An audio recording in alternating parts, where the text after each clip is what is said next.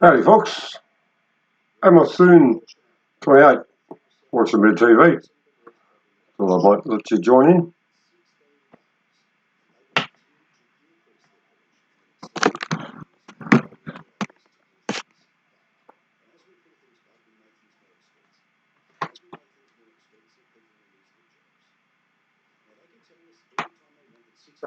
Jobs will rain from the sky. I don't believe. Don't know about this bloke. Right, I'll lick their boots in 7.5 months. But I think it's not going to be true. Just like the promise of $275 power cuts. But again, it's all the vibe, man. It's the new groove. Who cares? The politics has changed forever because of the Tiffany Teals. The Liberal Party can never, ever, ever put together 76 seats ever again. All the other one plays jingle bells.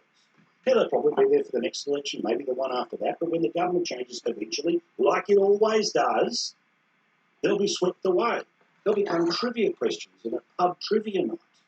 But what will they have actually done for the poorest people in their electorates? Oh, I've done it 43% of 1% of the world's climate. What else? And of course, the Greens think we need to go even harder on solving 1% of the world's climate. The climate crisis is caused by the mining and burning of coal, oil and gas. You do not end the climate wars by opening more coal and gas mines. At some point in our history, we have to say it is time for no more coal and gas projects. Now, amazingly, on the very day when we signed this 43% declaration to deal with 1% of the world's climate problem, I have to keep saying it because nobody else talks about the proportionality. Australia export more than we import. Now, this is very rare for the Australian economy, but it is good for the Australian economy that we export more than we import. And guess what? We export more than we import. Well, you can read it. Iron ore, coal and LNG are leading to a record trade surplus. Let me read further about the details of what our entire export industry is based on right now, and something that the Greens, the Tiffany Teals, and many of those who voted in the Parliament today have no idea how to replace the revenue for. Booming iron ore, coal and natural gas prices drove a fifth straight record-breaking month for exports, $55 billion of exports in just 1 month. The second consecutive record-breaking trade surplus of $17.6 billion that we send to the world rather than import from the world. And by the way, together, iron ore, coal and LNG account for 70% of the total value of goods and services that are exported. We are not sending software engineers, marketing experts and app makers. And this is the bit that is always missing from the conversation. But okay, let's give you what you want.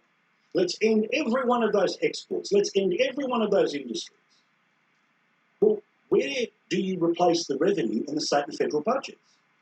Now, the Greens think that they can go after billionaires, or Zali Steggall suggested today, a super profits tax, one that I'm sure that the CEOs of Mossman would be more than willing to pay. But again, for the rest of us who are nowhere near the front of the plane, who look for the cheapest possible flight to the Gold Coast every couple of years, maybe, we want hospitals that are built for purpose. We want hospitals that will be able to take the extra millions of people that all those people in the Parliament will gladly welcome to the country as part of a big Australia. We're 25 million now. The expectations are that by 2040, that could be 40 million people, which means we're going to need more roads for electric cars, of course. We're going to need more hospitals because we're going to get older. We're going to need more schools because someone's going to have kids at some point in time. And all of that gets paid for in part by that huge amount of export in those industries. But it is amazing that all of the people who all day, every day talk about politics for a living like me, when they look these politicians in the eye, they never ask them, where's the alternative revenue source? Because no one's going to put up taxes because we know how Australian politics works now. You can't possibly cut government spending and you can't possibly increase taxes. So all you do is get bigger and bigger deficits until you get $1 trillion debt. Imagine what that debt would be if you didn't have mining from coal, if you didn't get some tax from LNG, if you weren't able to work out a way to clip the ticket for iron ore. 70% of what we send the world are those things. And we have a parliament that's more interested in symbolism than actually dealing with the consequences of their own decisions. Oh, and by the way, despite the fact that the legislation that's been passed is not going to ban new mines, they banned a new mine today.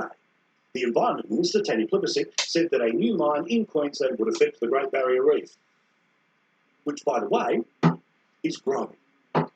Incidentally, the person who owned that particular mine was Clive Palmer, who I'm sure is feeling excellent about the way he decided to spray his preferences everywhere at the last election. So the Greens may not get what they want in legislation, but they're getting it in decisions. I'm going to Canberra, folks. Brand new parliament for 3 years with everyone in it Tomorrow. has a guaranteed income of $600,000. Well, It's raining. in the Who society, knows? shut up, pay your taxes, move on. And if we disagree with you about Australia Day or anything else, hurry up and die. Shocking. This is not a recipe for success. It is the perfect embodiment of the modern era. Bunch of clowns. Serotonin goes crazy because you get a few likes on Twitter. And if you question the transition, and if you question the cost, and if you question the jobs, and if you question the reality for normal people, you are a climate denier. I am not a climate denier. These people are changing. For her part, Di Lee, who was a new independent, the one who was the KK killer, well, she decided to abstain in her vote today, saying that all of these things were bad for poor people. So at least someone, somewhere, talked about it. Because while all of these people are sitting in their little bubble within a bubble with their guaranteed $600,000 for the next 3 years, it's 1.2 million, by the way, for Lydia Thorpe because she was elected for 6 years. Energy prices are the highest they have ever been. And the transition that they never want to talk about because the cost of doing nothing is better than the cost of doing something will bankrupt people, poor people who supposedly this country cares about, but very few in that parliament genuinely care about. Because if they did, they would have just signed a piece of paper but not passed the legislation. They would have been honest about the transition instead of just saying that anyone who disagrees with them or points this out is somehow stuck in the stone age. For our part, we will continue to talk about it each and every night. Please join us in the front row. There is also a disgraceful decision which seems imminent from the Attorneys General of this country. Now remember, National Cabinet can meet on WhatsApp now that there are so many Labor governments around the country. And there are many state governments who agree with the idea that we should raise criminal responsibility from a 10-year-old to a 14-year-old. Put simply, anyone 14 and under would not be able to commit a crime. Well, they could actually still break stuff, they could still assault people, they could still stab someone, they could still steal something, they could still set something on fire, they just wouldn't be held criminally responsible for it.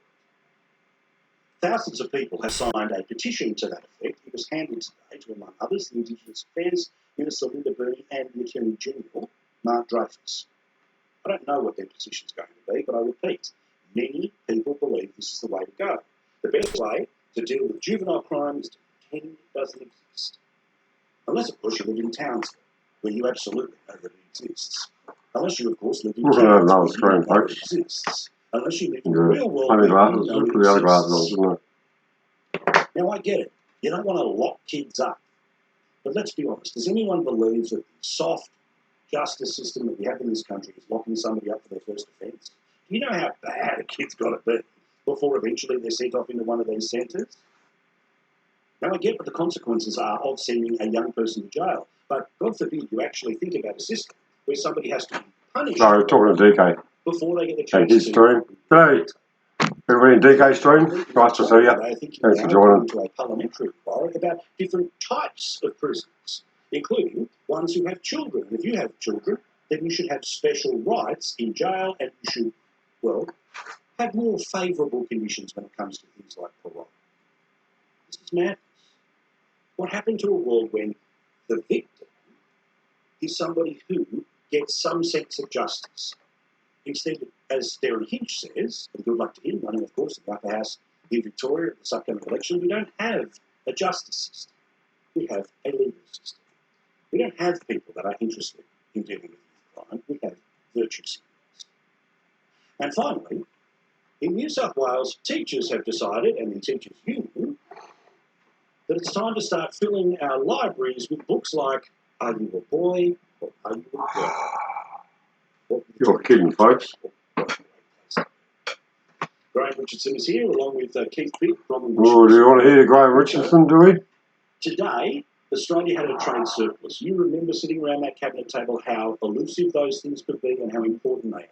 70% of that trade surplus are the very industries that the climate legislation will go after. Does anyone care? Nowadays, worrying whether or not Qantas would buy another plane, because if it did, that would wreck the numbers. Bad turn this one off, I think. You'd be saying, God, I hope they don't buy a plane this month. It's pathetic. Here's the mute button. But now, I think There it is. these things have just changed so radically.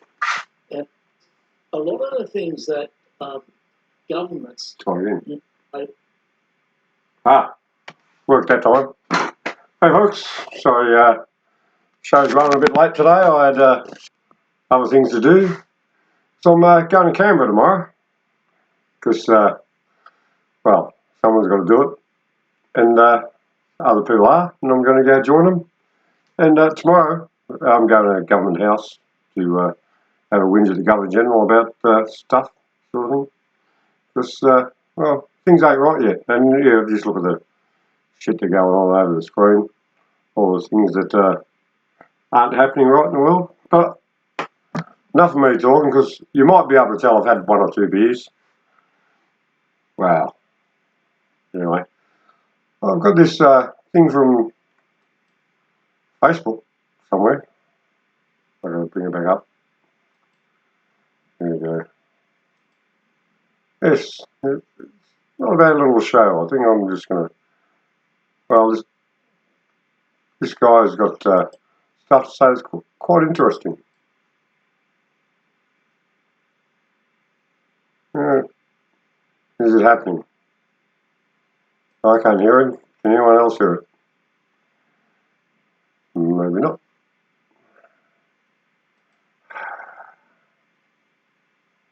Stop, aha. Sorry, that. Great. All right, we had a bumper start, everybody. That's due to user error, partly me. I didn't put in what was necessary. Anyway, but so welcome. I am actually your stand-in host for this evening, and as I am part of the education community, I thought it would be a fantastic time to catch up with Cole, who has been leading the National Education Workers Group, who are still fighting for all of our rights, but specifically through the education department. So, Cole, what's the latest? What's been going on with you guys? You're right, we do fight for everyone. Whatever wins we have in education, we try to translate immediately to other industries, whether it's a matter of fact or law. Yeah, anyone that's doing their own cases these days will understand that language, fact or law. These are things you bring into a court of law. So when we fight industrial law, we're fighting often the same sort of form of unfair dismissal or unlawful discrimination. Not that there's a lawful form of discrimination. And so what we do, we as teachers, we think of ourselves, those of us remain, as think tanks to the freedom movement, and we are research tanks as such. We need our own think tanks. I created them in November. And we chase anything from IRC to, freedom of information to common law. And so, yeah, you're right. We're still fighting in education. I'll tell you where we're up to. Now, various states and territories have reopened the doors on the East Coast. They're letting people back into public schools, but not all as it seems. So don't just believe the Daily Telegraph. You'll find that it's different for every state, though. Queensland's different to us in New South Wales, and Victoria different again. So whereas Victoria were the worst, they're not as bad as New South Wales. In New South Wales, for example, one thing that I mentioned to you is there's a blacklist for teachers called the not to be employed list. Just explain to people what exactly is a blacklist in education. Yeah, it's called the not to be employed list. Now, you warned about this as you're coming out of university, and you can get it straight away. It can just be as in you didn't meet the merit. In other words, you didn't pass a test well enough. Thanks, Daz. So, like, think of yourself in your going for your P plates, and you run a stop sign. That may get you on the not to be employed list. And that's not so bad. You can overcome that. However, there are other ways. It's usually after that point, it's for people that either do something sexual or violent to a kid or another colleague. And but now it's been opened up, hasn't it? Unlawfully, however, to non-compliance for taking what they call the vaccination, right? So they've had to drop these charges, though. Now, what they send after you is called the Professional Education Standards, or the PES division. Now, PES had a special C19 division. Now, those guys have come at us, but they've now been disbanded, and they've bolted because they've run away from the investigations. They kept us on hold for 6 months, folks. They call that furloughed. So while Sarah Mitchell, the Minister for Education, gets in there and lies, and yes, Sarah Mitchell, I say you're a liar. Come at me. Come at me for defamation. Oh, come on, I've dared you plenty of times. Let's see how you go. Goes for you too, Mac. Come at me for defamation, mate. See how you go. The Minister for Education goes out there and says, oh, look, there's only this many people missing. You know, that's not why there's teacher shortages. Well, the fact is that many of us went on sick leave or long service leave to avoid being investigated. It was one of the tactics that we used. So we at any one time employed anywhere from 5 to 15 tactics in the teacher group, depending on people's circumstances and their ability to confront and their willpower or their financial situation.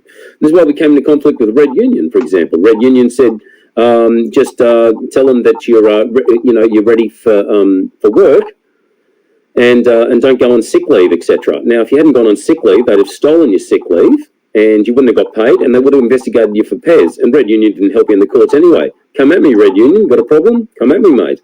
Red Union at the moment are on the charm offensive at the AMP and the Medico Legal Summit. Good things are coming out of that. I'll give it to them there. But they're about as good as Monica in the way that they'll host a good thing and then put their name all over it. What are you actually doing yourselves, guys? So, yeah. Sorry, I just met Monica. I don't think I'm about as impressed with Monica as she was with me, frankly. At the moment in education, we're getting back into the schools where some of us, particularly the Catholic schools, are running into the not to be employed list. So the Catholics of everyone have been really vicious and vindictive. Now, this is an internal process. It's not open to external debate. Now, this is where we're going to go after them. And so we're going to exhaust the internal process and review. And mind you, they've disbanded one of the PES, the C19 PES, led by Rob Easton. He's gone somewhere. We think they're getting him ready for the Senate Estimates Committee. Explain to people that you're actually having victories because there's been a number of resignations within the department, and then go on and explain who's actually putting people onto these blacklists. Yep. Okay. So, yeah, we have had a few people step away. We went after David Withy. So what we do these days, you'll know this for anyone that does their own form of law, they're dealing with Telstra, the State Debt Recovery Office, you find a human name. You go after the human name and you say, listen, mate, you're not going to hide behind your organisation. I'm going after you. Don't say you're just following orders. It doesn't work. I'm going after you, sir or madam. And that's what we did. So we went after David Withy. He bolted. We went after Yvette Kachia, the Chief People Officer. She bolted. She's now running the music industry, folks. Goody gumdrops. We've inherited Simone Walker, the Chief Officer, from the Department of Community Justice, formerly known as Family and Child Services. She did a lot of good there.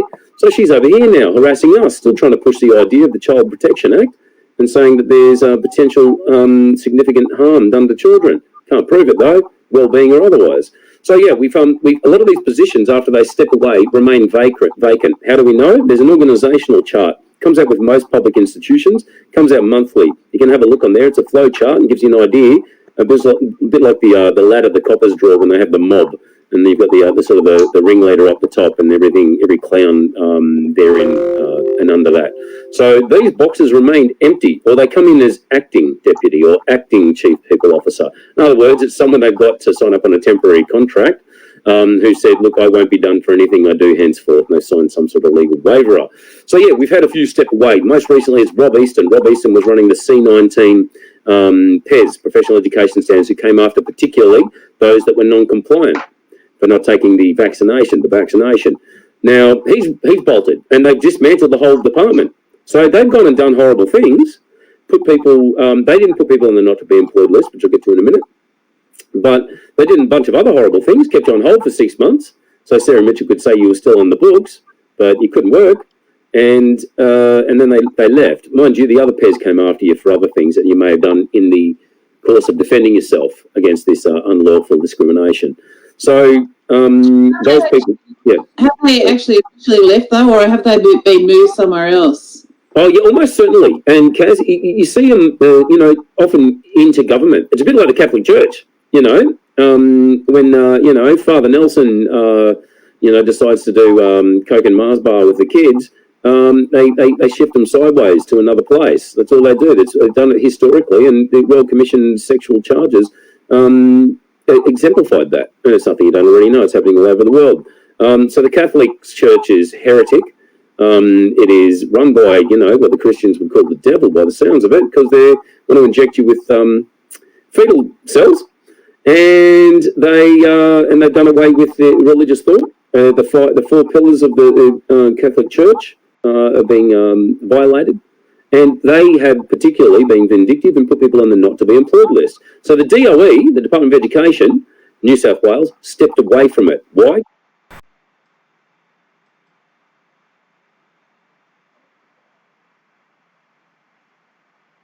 Looks like I'm having issues, folks.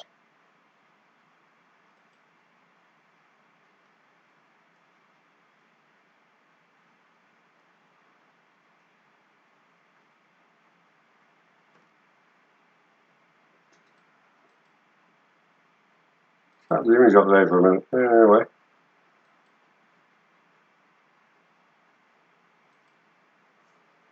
Well, folks, looks like I'm having internet issues, as you do. Rain's coming down, I'm doing a couple of different computers at once and trying to do bits and pieces. But that guy's on the Canberra 2022 original Canberra mod from the convoy down to Canberra. And look it up on Facebook. Hopefully I'll have a look again, see if it's still active. Yeah, well,